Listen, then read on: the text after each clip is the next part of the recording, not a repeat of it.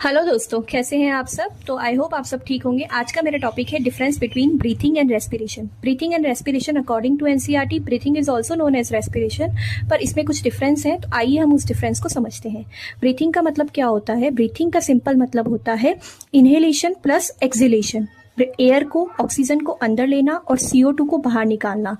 Oxygen को अंदर लेना होता है इंस्पिरेशन, CO2 को बाहर निकालना होता है एक्सपिरेशन। तो इन्हीं दोनों टर्म्स को हम मिलाकर क्या बोलते हैं, ब्रीथिंग बोलते हैं, या फिर पल्मोनरी वेंटिलेशन बोलते हैं, या फिर एक्सटर्नल रेस्पिरेशन बोलते हैं।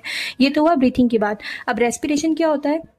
एक्सटर्नल रेस्पिरेशन मैंने आपको समझाया। उसके बाद होता है इंटरनल रेस्पिरेशन, मतलब जो हमने ऑक्सीजन ली है या जो CO2 सेल्स में बनी है उनका ट्रांसपोर्ट थ्रू ब्लड, इनका एक्सचेंज होना, इनका ट्रांसपोर्ट होना ब्लड के थ्रू, उसे कहेंगे इंटरनल रेस्पिरेशन।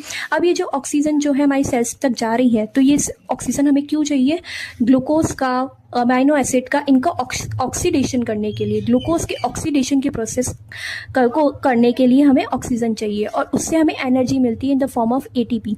तो उसे हम कहते हैं सेलुलर रेस्पिरेशन।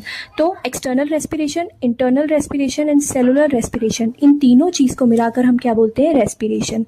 तो ब्रीथिंग मतलब केवल एक्सटर्नल रेस्पिरेशन, और रेस्पिरेशन इसके अंदर एक्सटर्नल रेस्पिरेशन, इंटरनल रेस्पिरेशन और सेलुलर रेस्पिरेशन तीनों चीज़ें इंक्लूड होती है। तो ये था difference between breathing and respiration. I hope आपको समझ आया होगा। Thank you so much for watching.